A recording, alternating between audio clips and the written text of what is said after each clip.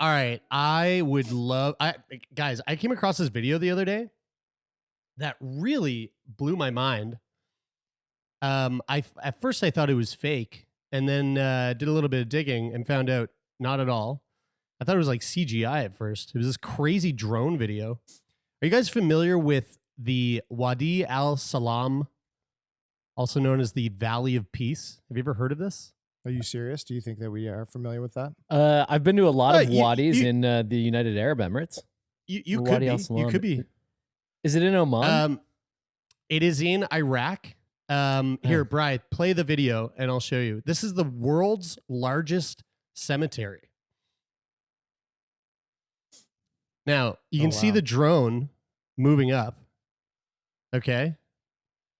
But just wait till it changes its angle to show you that, like, the vastness my God. on the horizon. This whole thing's a cemetery? Dude, the world's largest cemetery. Look at that. Whoa. Looks like a city. That's incredible. Yeah. That is Whoa. Oh my God. Yeah. That whole So folks, thing? if you're just listening to this, go over to YouTube. You really need to check this out. We are looking at aerial drone footage of the Wadi Al Salam. Wait. Does it just keep going back that way? Yeah, dude. It's an Islamic cemetery. It's located in the Shia holy city of Najaf in Iraq.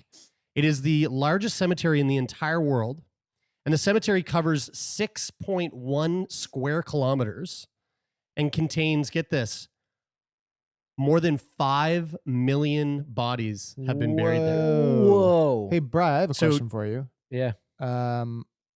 Now, you said it's an Islamic cemetery, and we can see the aerial footage, but not can't really see detail, the detail of like the buildings and whatnot. But this is something that I'm those are tombs. Those are catacombs and tombs. I'm assuming you're familiar with what is the because Bri lived in the Middle East for 5 years. What is the Islamic burial situation? You know what I was gonna say? I don't think I ever saw a single cemetery in Dubai, and I don't know what they do with the bodies. I have no idea. I don't think I've ever seen a cemetery there. Because even though Dubai is very liberal on the spectrum of Islamic cities, I'm assuming that they're also still very serious about religion. I can tell you that they definitely don't do sky burials.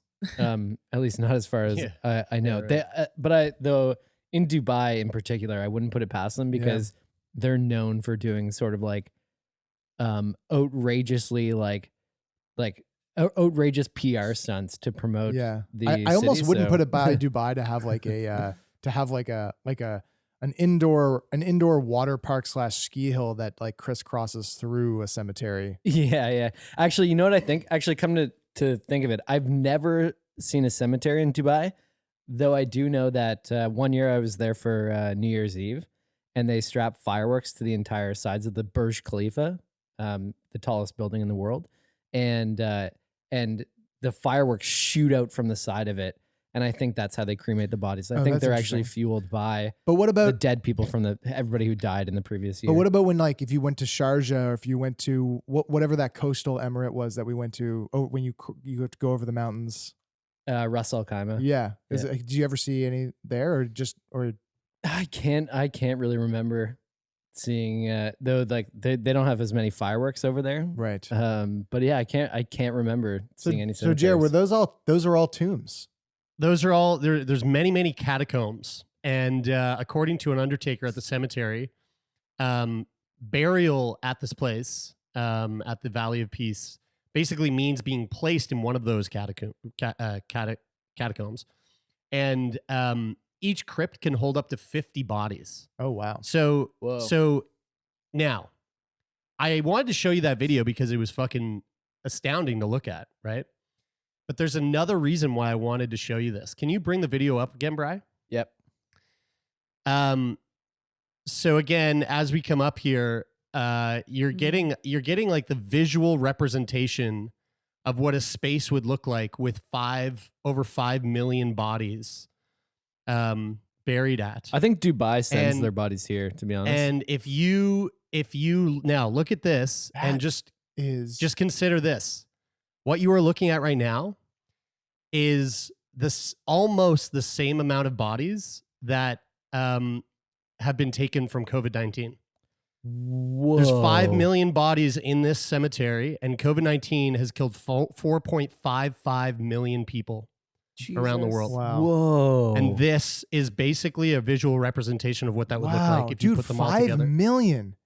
You know what's Yeah. I think the craziest thing about that statement is I feel like it's been quite some time now since we've really focused on like the death toll of COVID. Mhm. You know, we've been really wrapped up in the vaccine and the Politics of the it. different Mhm. waves and the politics of it and how it's, you know, I mean, we've always been wrapped up in how it's been affecting our daily lives and like lockdowns and restrictions and masks and vaccines and politics and all that shit. Like that's been Mhm. since the beginning. But like really, I remember especially last winter when it was really bad, there was, and fucking, you know, I've just grown so so frustrated and done with like CNN, for example, which, you know, just had like a constant, you know, death toll ticker that just seemed so Yeah, they fucking, probably still do. that just seemed like, you know, just so capitalistic on the whole thing, and made me feel gross. But we were really thinking about the death toll a lot because it was it was a central piece of the conversation, especially right before the vaccine was available and the situation, especially in the US. But since then, it seems like we've waned from that data point, for a lack of a more sensitive way to put that. But when you think of like other pandemics or like world wars, like those death tolls, like those overall death tolls, they become like really, really haunting figures of like, you know, this war took this many people, or the Spanish flu took this many people. And that number 5 million, I mean, again, any death is fucking tragic, but when you think about 5 million people, I mean, that like it's bringing COVID into another level of like historical significance. Yeah, I agree. And again, just to correct you there, Terry, 4.55 million is the number that COVID has taken. 5 million is the number of bodies in the cemetery, within that cemetery. But like the interesting thing is when you like even making that correction to Taylor, like to me it's the same number, 4.55. Yeah, I mean, round you're up 5 million deaths. But like that's the interesting there. thing is that like the reason why I think a lot of people stopped following the statistics is because frankly it just got to a number that is sort of incomprehensible. Yeah. Like you can't really, Yeah. I mean, when over 1 million people die, you're like, over 1 million fucking people. It doesn't matter if it's 2 million, 3 million, 4 million at that point. It's like, that's why looking at that video is so fucking astounding. Yeah, and that's totally. why that thought of seeing at least a close visual representation of what that might look like is so fucking, like, that was the thing. So when I saw this video, I think the video popped up on Reddit, and one of the top comments was, whoa, this is about the same amount of people that have died from COVID. Like, wow. I was like, holy shit. Yeah. It totally changed the way that I was looking at this footage of this graveyard. It really does kind of it's sobering. Very much. You know, it's kind of a bummer. Like, I didn't mean to. I promise everybody this. I started this week's Feel Good Friday with a bit of sobering and a bummer piece, but everything from here on out is feel good. Yeah. Friday. We're working our way up. Anything Yeah, would yeah. feel good after that. Yeah. though. Yeah. There was a thing, it was probably a couple months ago now. Actually, you know what? It was probably in the spring, because I think it had something to do with like a graduation ceremony for a university. And they organized, it was like a big troll by the student association that organized it. They organized a speaker to come and address the graduating class.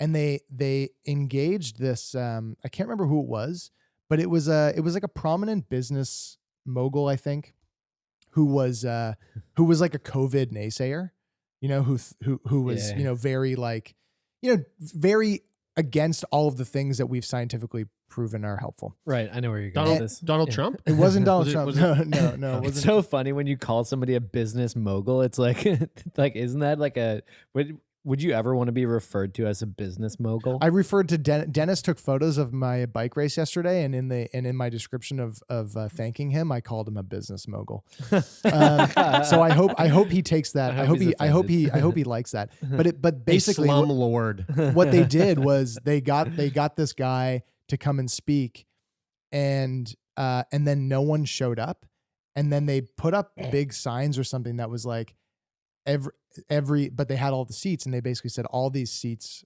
represent X amount of people that have died from this disease that you basically don't think is real. Wow.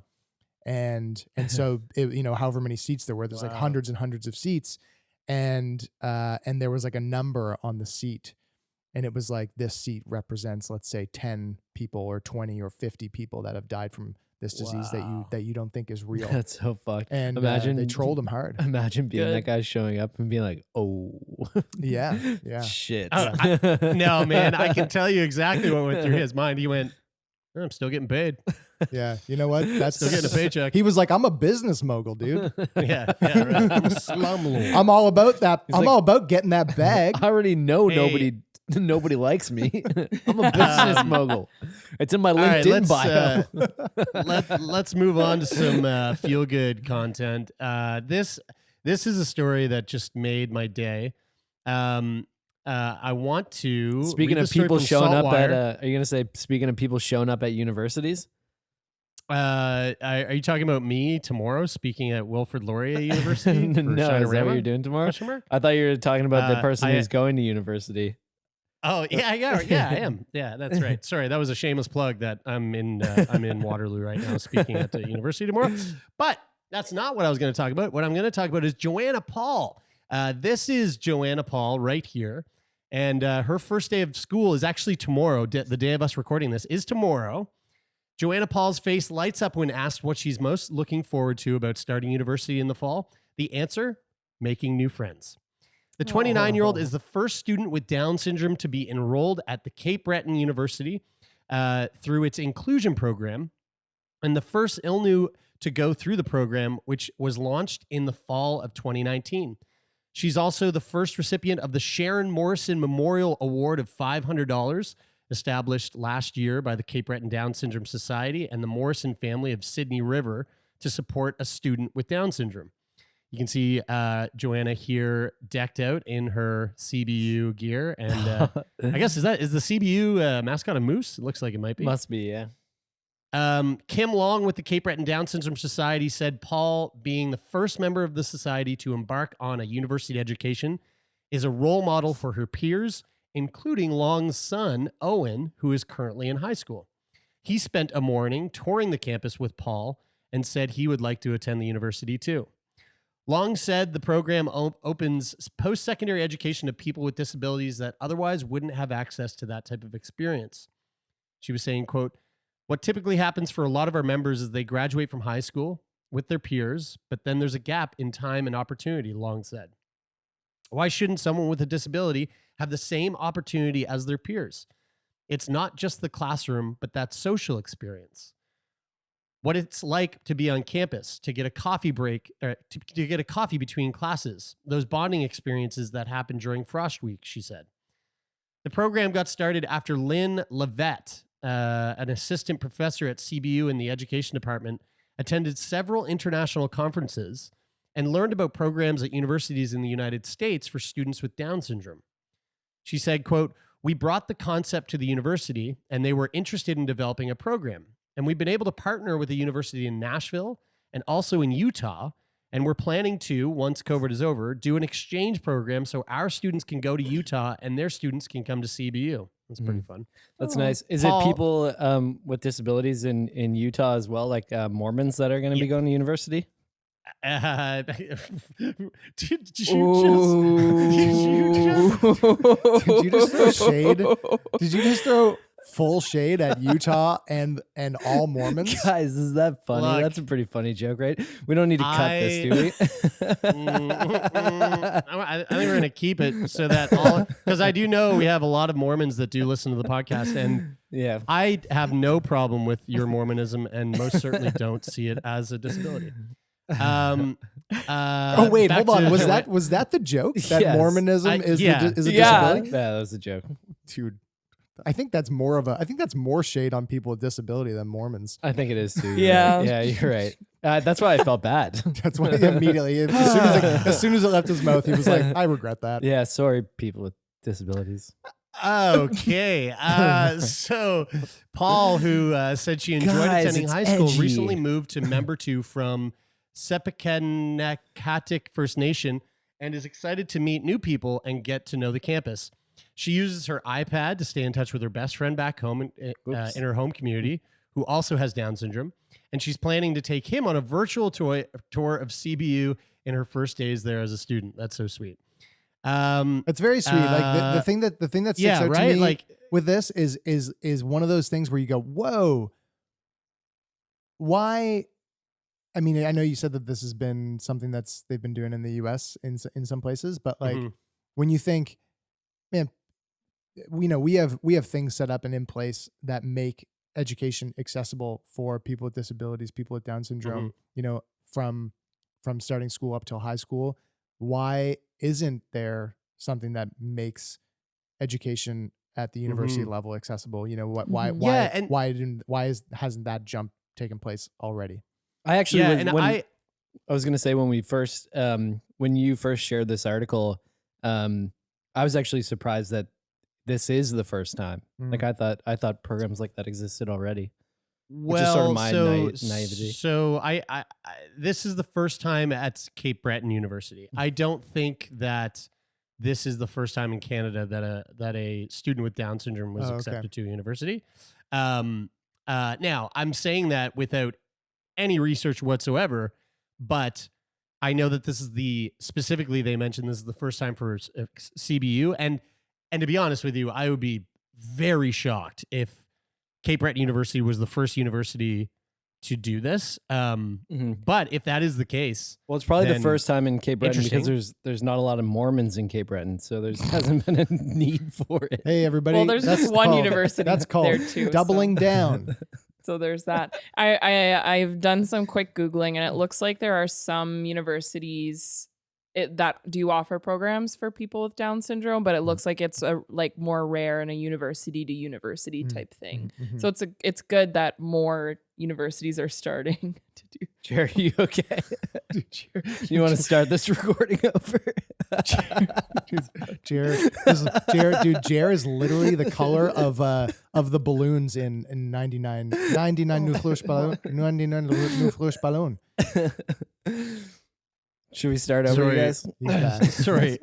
Sorry, Lauren, cut you off there. He's back. He didn't really. You're having a moment. So anyway, I'm very excited for Joanna, and I think she's gonna have a really great time at Cape Breton University. I've never been to CBU, but it looks like it's a very sweet place. There was other photos in that article that I didn't include, but there were some photos of the campus, and it looks very beautiful. Yeah, I mean Sydney I think Sydney is ranked as one of in the top 3 most beautiful cities in Canada. I wouldn't be surprised. Yeah, they've got a very big fiddle too. They do have a very big fiddle. There's a lot going for Sydney, Nova Scotia. Who doesn't love Sydney, Nova Scotia? I love Sydney. Yeah, you know what? Moving right along. Speaking of schools, we're off to a rough start today, you guys. Last week, I believe it was last week, we featured a video of a young whippersnapper who really nailed it at a school. What do you call those kinds of meetings? It was like a school board meeting, I guess, like a town hall. Yeah. Specifically, it was a school district board meeting with all those fake names. Well, there was another gentleman. Oh, right. Who stepped up to the plate, this time in Texas, to not so much prank, but in a very fun way, show his disdain towards the politics that are coming along with this whole mask debate for students. Let's throw to the video right now. I'm here to say that I do not like government or any other entity, just ask my wife, telling me what to do. But sometimes I got to push the envelope a little bit, and I just decided that I'm going to not just talk about it, but I'm going to walk the walk. At work, they make me wear this jacket. I hate it. They make me wear this shirt and tie. I hate it. On the way over here, I ran 3 stop signs and 4 red lights. I almost killed somebody out there. But by God, it's my roads too. So I have every right to drive as fast as I want to, make the turns that I want to. I got over here to the school today and the parking lot's full, and I decided I was going to park wherever the hell I want to, which in this case happened to be a handicap. But I really hate my clothes. So What is happening? Taylor, you're I missing love the that point. Taylor can't tell that this guy is making a point. Taylor's like, simple protocol. Taylor's transfixed. This guy's fucked. He This actually guy's really fucking fucked. Follow certain You ran those rules. stop signs for real? We follow certain rules for a very good reason. Mr. Akers, I understand, I believe you're a swimmer, but if you would mind putting your pants back on for a comment, that would be appreciated. Wait, Since Taylor doesn't get it, James Akers. I don't get it. How do you I not love get that? that What is Taylor wrong with doesn't you? get it. Wait, what? Yeah, what was the? Actually, no. You know what, Tay? Why don't you tell us what you think you just watched? Let us know. Let us get your take on it before I explain it. I honestly, I don't know. What do you think that guy was doing? How about this, Tay? Tay, do this. Explain to our listeners who don't seem to give a shit about watching this on YouTube. Explain to them what we just watched, okay? And then try to give your take on what you think you just saw. I honestly, I watched that, and I at first I just thought that this was a man who was so vehemently against mask wearing that he's like, I'll do whatever the fuck I want. I honestly, I don't know what the fuck I was watching. Yeah, right, Explain it to me. Yeah, I guess. Well, yeah, you know what? I guess you just don't get it. And I'll maybe tell you there what was other going people on. in the audience that night that just don't get it. But James Akers stripped out of his suit and down to his underwear during a Dripping Springs. That is an actual place name. Dripping Springs. I thought they Dripping should call it Springs, Stripping independent- Springs now. Stripping Springs. That's good. Independent School District Board meeting on Monday in a creative attempt to argue for mandatory masking at his child's high school. Masks are currently recommended across the board, but Akers is among the parents who want them to be mandatory. Now, here's what happened, Tay. He began to strip down in front of the gathered parents and school officials, removing one article of clothing after another while arguing his point. Akers put his clothes back on and left without incident, according to reports. But basically, he was going, it is as absurd as it is for me to stand here and take my clothes off because it's against my freedoms to have to bundle this whole thing up. It's just as ridiculous for people to say that we shouldn't be giving our kids masks because I'll tell you, it's a common decency for humans and for our kids and for the schools to just put masks on our kids. When he's talking about speeding through the red lights. The fact that I get we it don't now. accept the fact that people can just drive through red lights and stop signs and we have to wear clothes. I'll tell you he was where- basically making his point that way. I'll tell you where the confusion came from. Yeah, please. You started the segment by saying that he was arguing mask mandates, implying that there is a mask mandate. So he was arguing, but he was arguing from a stance of being facetious to make his point. Yeah, right. So if you had said the lack of mask, Jared, it's your that would have been different. It's my fault you didn't get it. I know, Taylor. It's okay. totally your fault. I actually understand everything as 100%. long as it's explained to me correctly with good, clear language. I think I for have me, no 100%. I have zero shortcomings. It was really just by chance that Lauren and Brian got it. Yeah. And you didn't. I don't know how those odds were. I mean, that's like rare disease odds right there. It was a you're bit right. of a riddle, Jared, to be honest. Like Lauren and I were definitely doing a bit of work to figure it out. But, we're both bright and intelligent people. So we, with a bit of effort, we figured it out. I just love that man will never again be allowed in a school. Yeah. Stripping down at a school meeting. That's a ballsy move. No pun intended. It is a ballsy move. He later complained about the politicization of masks in an interview with a local broadcaster, saying, quote, "There are too many voices out there that I think are digging in for political reasons and absolutely just not thinking about the common sense decisions we make every day to comply with everything from driving down the road and being safe and courteous to other drivers who are not parked in handicapped spots," Akers said. Quote, "All these rules that we're given every day we follow because they make sense." The episode is one of several contentious incidents that have played out at school board meetings in different parts of the United States this summer, as parents have argued for and against the scientific evidence that would keep their kids safe. Last week, for example, an angry crowd of anti-mask parents threatened others outside the board meeting in Tennessee after the board voted to revive its mandatory mask policy.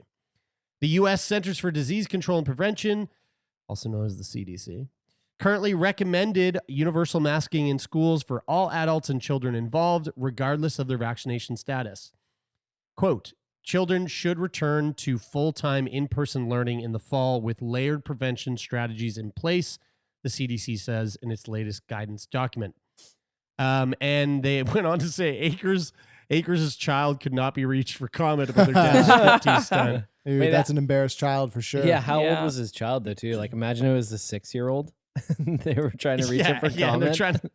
What do you think about Daddy? What do you think about Daddy taking off all his clothes at the meeting? Daddy took his clothes off. You know, Lauren, you went to you're a Texas gal, and your dad's down there. What would you have done if you were in high school and your dad came in and stripped at the school board meeting? I don't know. I feel like I would be torn because that guy has some Wayne energy to him. Yeah. He's got some Wayne energy to him. And after spending an afternoon with Wayne, yeah, I wouldn't put that past Wayne for a second. No, I could see Wayne getting up there and doing the full Monty. Yeah, for sure. Wayne's got a bit of a wild streak, but I feel like also at the same time I might just like leave the country, which is eventually what I did. I was like, what did your dad do to make you come here? That he got naked at a Walgreens, and then I had to leave. You know, the point that he makes there. Now that I understand it, now that I get it. The point about the red light, that was something that our boy Arnie said in his video. Yeah. I can't remember if it was in the clip that we used, but it was one of the things that he said, and it was when people explain stuff to you and then they use like an analogy or metaphor that really like clicks for you, and you go like, oh, I understand this in a way better way or on a different level now because of like the way that it was framed. That thing about the red light, it's like, and it really framed the conversation that we had about vaccine passports and all that stuff, and whether you should get the vaccine or not, and that idea that, hey, we have this rule, we have this rule here, and yes, you very much do have the freedom to just run the red light. Mm-hmm. You can do that. You have agency. You can go run that red light. Sort of, yeah. But if you do, and someone either sees you doing it, who's got a badge, or you hurt somebody, then the consequences, you are fully responsible for the consequences that come from that. Have you guys ever run a red light?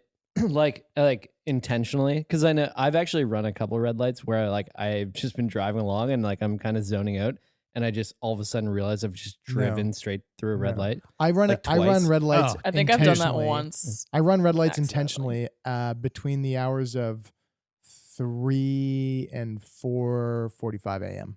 Yeah, if it's like 4 in the afternoon and there's nobody around, and you're like, Tay, hold on, Tay, hold on. But you come to a slow stop and you look before. Oh yeah, you do, right? Right? Yeah, because I look around and I go, the purpose of this light is to stop me from hurting somebody coming in another direction. it's really early in the morning. I can tell that there's probably 8 other cars in Halifax that are on the road, and none of them are near me. So I'm going through. And this ladies life. and gentlemen, you may remember not long ago, Taylor did get hit by a car. So anyway, moving along. And it was not my fault. It never is. I have no shortcomings. Speaking of wild shit in cars, this next story is the like chef's kiss of Feel Good Friday content. This is coming from Vice, and just a heads up before I get into this, it really looks like there's a tornado about to fucking drop out my window here. Oh, sweet. So if I just cut out, I'm actually not even fucking joking. The sky is looking fucked here in Waterloo. That would be a high quality YouTube content if you could record that. Turn the camera. Are you a storm Dude, chaser? Fuck yeah. Yeah. I was driving the other day. Might be today. Guys, I was thinking we should get into storm chasing. Yeah. Because I would do it. How exciting is that? Fuck. Well, remember when we talked to George Karunas? George Karunas? Guys, have you watched those YouTube videos of storm chasers? They're a special breed. Very much so. They really are. What makes them special? What do you mean when you say special breed? First of all, they're all Mormon. Well, that speaks volumes. All right, hold on. I'm not dragging myself through the mud with you, Brian. You Let's already get the did. fuck out of here. You already did. But Speaking wait, of crazy no. shit I in want to know. cars. Hey, listen, I'm not done on this storm chasing thing. I want to stay here for a Brian. minute because I'm curious about Dude, storm okay, chasing. you want to know what? You want to know? Okay, listen, to all this, because I know we have a lot of storm chasers that listen to the podcast. And to you guys, I don't mean any offense, but they are all crazy slack-jawed yokels that are just bananas. And when you hear them talk, you can literally hear the weight of the dip that is filling both their upper and bottom lips. It is wild. And they're always sweating. That's the other thing. You don't ever see them, Yeah. but you can hear them sweat. They're Like, chasing sweating. tornadoes. And I don't mean sweating from the excitement. Wait, what is I it? just mean in I just general. mean sweating from existence. They're just sweaty. But okay, but you guys have seen the movie Speaking Twister. of, I just mentioned nicotine. Give me a second. I gotta get my nickname. You guys are fucked. As if Jared just threw shade at people with dip in their lip, and I was like, dude, Jared, that's you, dog. That's you, Doug. Guys, what about the movie Twister? Like, does that not make you want to chase storms? I've never seen Twister. You've never seen Twister? A guy gets a fucking mandrain cover Manhole cover. through Yeah. his skull. A manhole cover through his skull. No, I don't want to chase storms. Yeah, but I'm he looking didn't- outside wasn't- right now, and it looks like there's a storm about to chase me. I don't think he was an athlete. Fuck out of here. You know I don't what, think he guys? had his head on a swivel. I will admit, I do like when storms come to me. Yeah. I like when storms chase me, and Right. they're happening outside, and they're bad enough to really grind the city to a halt, but the power doesn't go out, so I can still play video games. Well, I'm just gonna put this out there for any like storm chasing podcasts or YouTube channels. If you're looking for a co-host, like this illness thing has been good. But I'm curious in the Brian's storm chasing super lane. qualified. It's because there aren't storms here Just that as qualified truly. as I am to talk about illness. Yeah, I guess you're right. Well, it's because there aren't storms here in Nova Scotia that truly. Well, I guess like the hurricanes, yeah, but I don't know. There's something about like tornadoes and like thunderstorms. Like back home, like our doors would shake in the hinges when Yeah. Yeah. the thunder. Hurricane would come. Juan killed one person. Brian, I feel like you would really fit in, like not just from the storm chasing front, but like really just from like a whole, like the whole quality of your personality would fit in really well in the Southeast U.S. Can you guys Yeah. answer me You know- this? Like, Alabama, Mississippi, Florida, especially like Florida. Yeah. Florida, that's your tribe, dude. Yeah, I was thinking that. Yeah. Yeah. Can you answer Jacksonville. me this? Go Jags. I got a question. Who the fuck is still listening to this episode? Oh my God. Who? Nobody. Who? We lost the storm chasers. All the Mormons have left. I mean, that's like 98% of our fucking listenership. Now we're about to, Jared's been making fun of French speakers for the I was past gonna 3 say, weeks and straight. we only had 2 of them anyway. So And all the streakers are like, well, fuck this Yeah, show the now. is just- the nudists don't guys, like us listen. anymore. Hey, you can't hit home runs with every episode. This one's just one of those subpar episodes. This you know? episode is a bunt. yeah. Yeah, this episode's I don't know baseball, but this story, this is coming from Vice. I love this fucking headline: Man tosses his penis out of a car window during car chase with police. Here we go. Yeah. How much more could there be to this if you- story other than that headline? That's it. We're moving on to the next piece. Here we go. So next piece here, man uses. Actually, let me just preface with this. The next 3 stories really should have been parsed out over the next 3 weeks because all of them are batshit crazy and so good for this show. So this guy tosses his dick out a car window during a police chase. That's story one. Tennessee Okay, man. next. This is story 1. A Tennessee man. You know what? We'll just rapid fire these. So because I know listeners, you're fucking tired of this week's episode. Let's just get you on to your next podcast. All right. A Tennessee man allegedly flung his own severed penis out of a car window during a police chase last week, and said voices on the radio told him to do it in order to save the world. Now, I have to say this as a preface. This is very sad. It's not funny that this happened, but you got to admit the headline is pretty fucking. I mean, if you compartmentalize it into little pretty bits, epic. it is funny. But then if you look at it as a whole, it's very not funny. When you really look at what this podcast is about, it's not funny that this man is obviously in need of medical help. Guys, we've been trying to explain for 6 years that it's not funny to be sick. That's right. There are funny experiences that come with being sick, and it's only really funny when you go back and tell those stories. So it's okay to laugh at this story, but we know that the psychotic episode this person had is not funny. Let's cross our fingers that Tyson Gilbert will laugh at this when he is okay in a couple of years. Okay. Might be hard to do. He cut his penis off. He's 39. He had parked his car partially blocking the highway when police first approached him in Dowelltown. After the cops hit their lights to pull him over, he took off. The chase involved multiple police departments and 2 branches of the Tennessee Highway Patrol. So this is a fucking legit chase, like something off of, cops. At some point during the chase, he ditched his own dick out the window of his Honda Accord like a banana on a Mario Kart track. Okay, God. Whoever was writing this was definitely going all in on it. They were looking for the last. Like, can you just please read that again? Just read that last bit again. At some point during the chase, he ditched his own dick out the window of his Honda Accord like a banana on a Mario Kart track. Is that not like the author just knows the audience? They just know, hey, I'm talking to a bunch of Gen Yers, and I know that they've all played Mario Kart. They know what it's like to slip on the banana, and I'm likening his dick to a banana in this beloved game. This was from Vice, I believe. Yeah. So. This is a Vice article, yes. Gilbert, this is a quote, Gilbert opened the door of to his vehicle where the trooper observed Gilbert was bleeding from an alleged self-inflicted wound. Gilbert shut the vehicle's door and sped away, according to Tennessee Highway Patrol preliminary report. When I pulled up behind him and turned my lights on, he took off and refused to stop. He was all over the road the whole time, Bobby Johnson of the Tennessee Highway Patrol told Tennessee News. He turned off on Old Liberty Road and came to a stop. He opened his door. He was naked and covered in blood. Then he shut his door and kept driving. The THP spokesperson told Motherboard that they couldn't confirm the state of the man's penis or whether anyone found it on the road and took it to the hospital for him because of HIPAA privacy laws. Although, I'm willing to bet that there's a good chance that they did. Police deployed 2 sets of tire spikes to try to stop him, but he drove through both and kept going, eventually running on just rims. The total chase lasts for nearly 30 miles until police boxed Gilbert in. He asked for medical attention and was taken to a nearby hospital for treatment. Let's hope that he is getting the attention that he needs. That is a fucking wild story. I have to say, I don't believe his story Whose story? That Gilbert, because he said he cut off his own dick because a voice on the radio told him that it would save the world. Like, it could have. Dude, He could have. What other rationale why wouldn't you believe could you that? have for because cutting your if dick you off? thought that cutting off your dick was going to save the world, then why would you try to run from the cops for so long? You'd be You're applying rationality to a situation that has zero.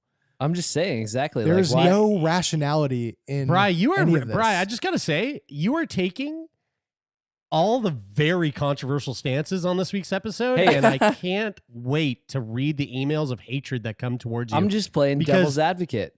most know of the why they time call we it just devil's get advocate? hate emails. And I know what That's those usually emails my are going to role. say. Paranoid schizophrenia, it causes people to be paranoid and hear things that aren't real. And Brian, we might have to find Lauren, what are you up to over the next few years? You want to? My time has come. You want to replace? Dude, you've been waiting in the wings. Let's move on to something that sounds like it would be a cause of something like a mental health issue, but really I don't think it is. And this is, man, wow, guys, we are real. we're this episode's fucked. This is actually from one of our patrons, Whitney. Thank you, Whitney, for sending this to us. Here's the title of this article. Man uses live eel to cure constipation, nearly dies. All right, here we go. Fake news. Take this story as a lesson of what not to do under any circumstance ever.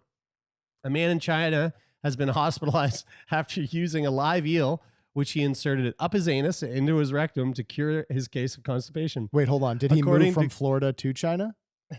No, this he was is teaching just, English This is just a. And now I don't know Jinghua, but this is the Chinese city of Jinghua, and maybe Jinghua is the Florida of China. I don't know. According to Global Times, the unnamed man located in the Chinese city of Jinghua put the 20 centimeter, that's 7.87 inches, eel into his anus, as recommended by a purported folk remedy.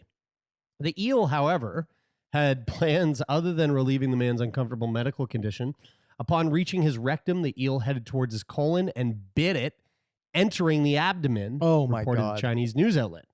Remarkably, this is not the first instance of eels being used in this particular way, Well, it's- suggesting the yeah, purported well, it remedy was- is somewhat well known. It was written in that book, so obviously there's other people who have read that Dude, book and were like, okay, we should try this. How many times does this have to happen before somebody Burns that book. before the person that is recommending this goes, To jail. this just don't work? Well, There this is a sounds certain worse. logic to it because I get it. So eel's yeah, just gonna yeah, come eel, gobble like, up the poo. Right. That's Yeah, kind of Put cute. an eel up there. It does it'll make chomp sense your when you poo put it away. that Do you think way, the problem Lo. was that they did it for too long? He's just gonna eat the poo. Do He's you just think- gonna eat the No, poo. I like too much of anything is bad for you? Like if you drink too many waters, too much water, you can die. Like the eel would have been fine. It's just he left it. Put You know it too what? Far up Yeah, and the left it eel for was long. too big. That was the problem. Yeah. You know what, Bri? I think the problem was he let go of the eel. Yeah, right. Yeah. Right? It's start like if you swimming. had just put half the eel up there and held it, maybe that does work. Let's mean, put that out into the world. I okay? follow the rule of thumb that I'll put a lot of things. Up your I'll butt. put a lot of things up my ass. A lot. Like a At once? scary amount. or just like a lot of sometimes different sometimes things. at once, sometimes always a lot of different things, sometimes at once.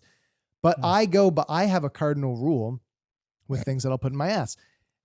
If it's got teeth, I don't put it in. I thought you were gonna That- say when you said it's a rule of thumb. I thought it was just gonna be nothing bigger than your thumb.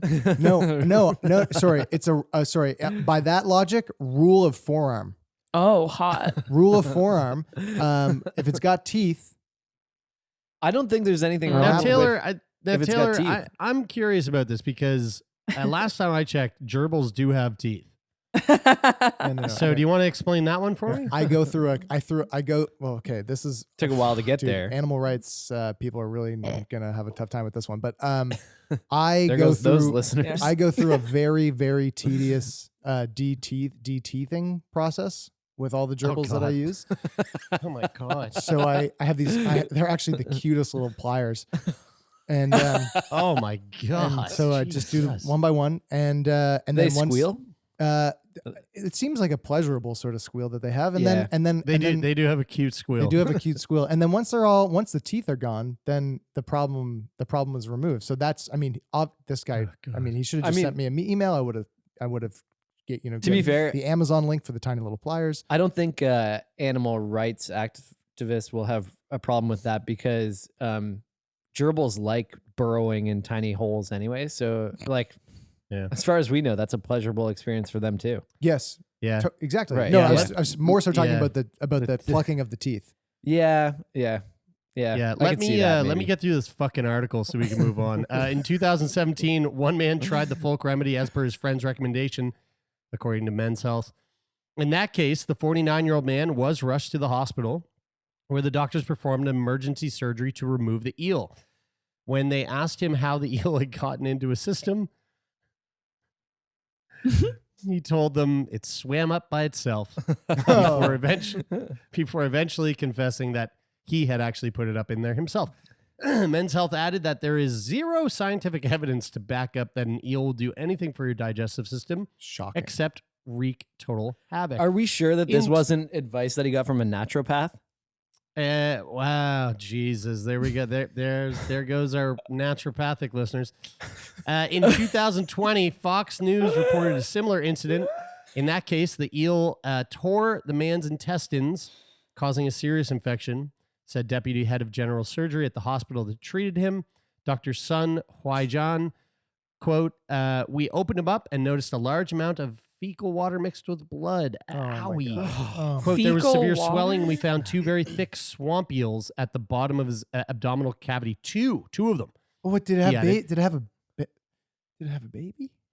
I think he just shoved two of them up there. As a result of the incident, the man required repairs to a 2-centimeter hole in his colon, in addition to the ones in his intestines.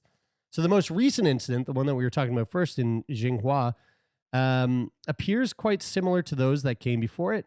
The man reportedly experienced abdominal pain for about a day, but was, quote, too shy to see the doctor. Eventually, he headed to the hospital and had the slithering sea creature removed, and it was just in the nick of time. The doctor who performed the surgery said he could have lost his life as the bacteria in the large intestine may have caused hemolysis, which when it reaches the abdominal cavity, according to Global Times. Now, the wildest thing was the eel was reportedly still alive at the time of removal. Whoa. Do you think that he had two in there because you know, if you like if you eat like a weed cookie or something and you wait Yeah, and it's like yeah. 45 minutes goes by or something and you're like, I don't know if I feel it. I should have another. Yeah. Do you think he just shoved one up his ass and then was like, oh, I'm not sure if I've had enough. I think he did. Do you think that when you survived that experience that you're like, yeah, like the excitement of it was kind of worth maybe doing it again? Like it could birth a fetish Yeah. that was previously unearthed. Well, maybe what that is the fetish, and that's why they do it in the first place. Could be. Yeah. Let's hope not. That could have been What the Health, but it wasn't. Whoa. And here is this week's What the Hell? Okay. Subdued, very subdued. Yeah. I'm conscientious to the fact that I'm in a hotel room and I'm realizing that I'm sure many people have now heard me all the way through this episode and just thinking, who the fuck is next to us? This is from the sun.co.uk. Oh my God, guys, this is just bananas. And in line with the last two articles, a man 25 dies after, quote, using glue to seal up his penis shut instead of using a condom. Oh, no. In a drug-fueled romp with his girlfriend. Whoa. A man died after using super strong glue to seal off his penis. Man, I can't believe that you could die.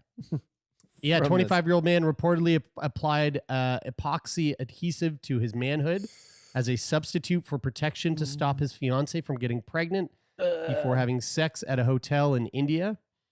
The couple, both reportedly addicted to drugs, checked into the hospital, into the hotel rather, in the Juhapura neighborhood of Ahmedabad in June, before the man was found outside unconscious the following day, said police. After taking drugs, they decided to use strong glue to, quote, seal off his private parts during intercourse to avoid pregnancy, according to a senior city police officer who said the pair also mixed whitener with the epoxy to inhale it for a kick.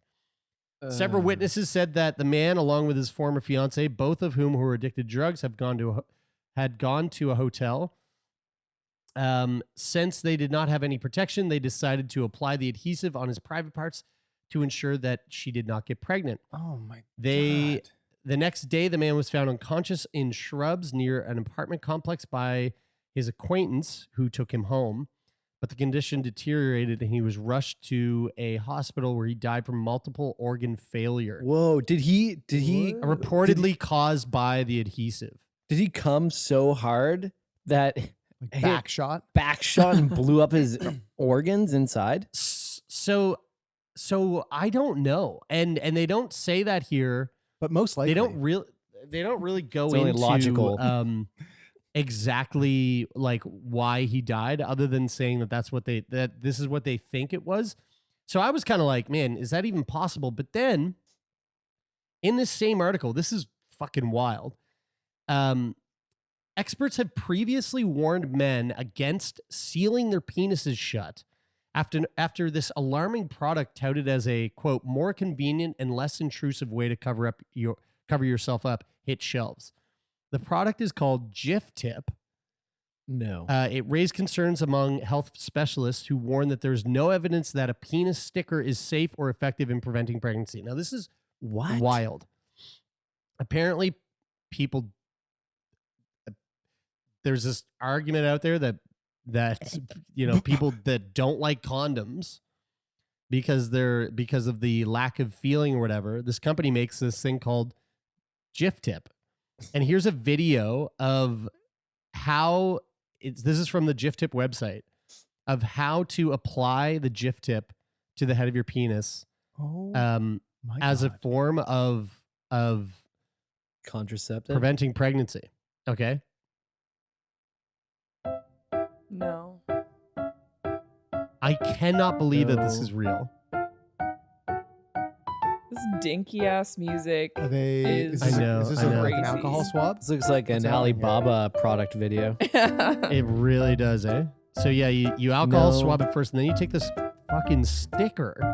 No Wow, way. yeah, condoms really kill the mood. So let's like alcohol swab the tip of your dick and then put a fucking Yeah. sticker on it. That's not real. That can't work. This is a real product. You can go. I mean, go to the website just to see it. I feel like 1 or 2 solid pumps and that's It coming has a off. sperm Yeah. pocket. Dude, Ugh. whose fucking sperm is fitting in there?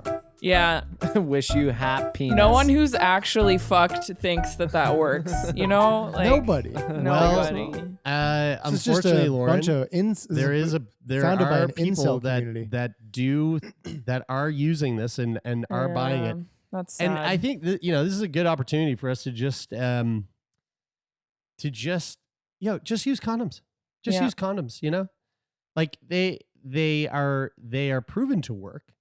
They aren't that bad. Like it's not. It doesn't ruin the mood. Doesn't ruin sensation. Doesn't ruin feeling. Also, Christ Almighty. Also, condoms aren't just exclusively from stopping people from getting pregnant. Well, that's the other Yeah. thing that Yeah. this they do say on the website that this is not meant to prevent sexually transmitted diseases.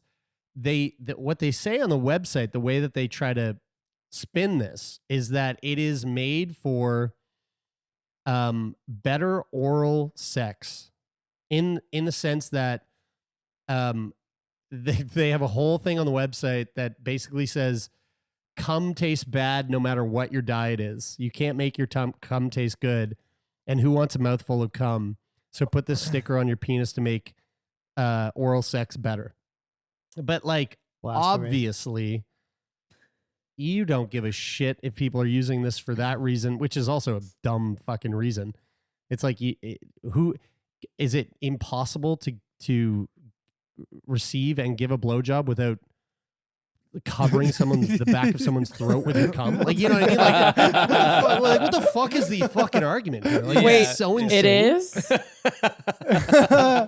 Dude, Man, the amount of lawsuits that are coming this company's way. I mean, Nice choice of words. Yeah, Nice. it's coming and it's coming hard. It's coming so hard that you're not going to be able to spit it back up. Hopefully, they've innovated their GIF tip to protect them from lawsuits as well, because there are a lot. Yeah, I don't think so. They're going to be litigated as fuck. Yeah.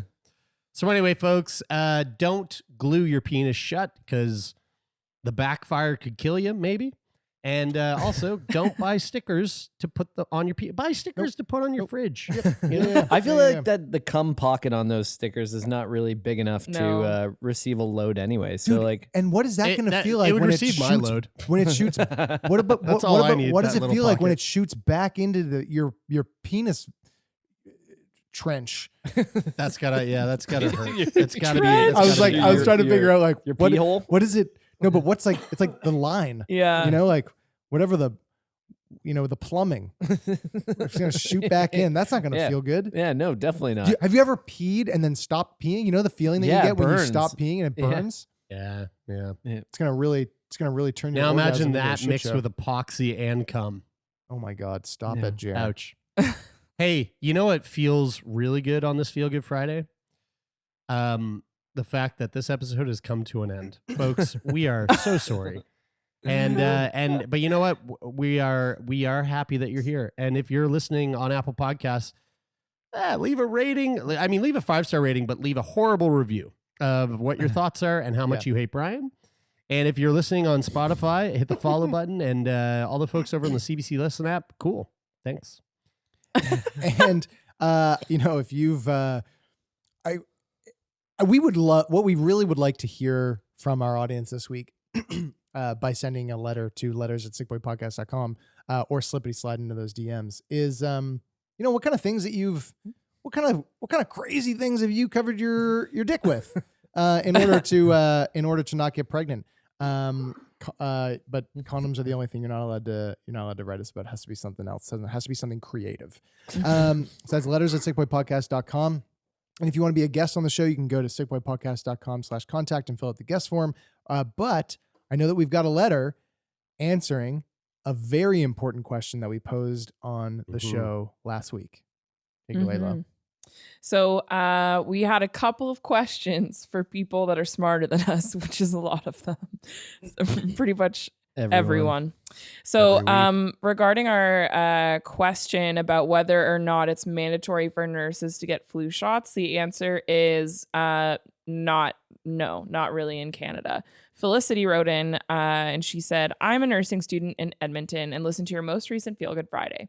While my answer might differ as I'm a university student, I can answer your question that my nursing faculty only recommends us students get the yearly flu shot, i.e. it's not mandatory. And I did some research and that looks to be the case. But as one of the articles I read notes, COVID and the flu are very different. So yeah. And then so this next email came to us with the subject line, I know how the throat knows in all caps. And also I should say, That's this is just one of maybe 100 emails and DMs that came in via our email, via my personal Instagram account, via Sick Boy's Instagram account. There were many people who really wanted to step in and let us know how the throat knows. Sometimes you just touch a nerve. Right? So Kristen wrote in, huge Turn Me On fan, an occasional Sick Boy listener, and I know how the throat knows. The short answer is the epiglottis. It's a little flap right below the oral cavity, and when it's working properly, it inverts to direct food, drink, and saliva down the esophagus and covers the entrance to the trachea. And to your point, Tay, about how much you love analogies that really like flip a switch for you.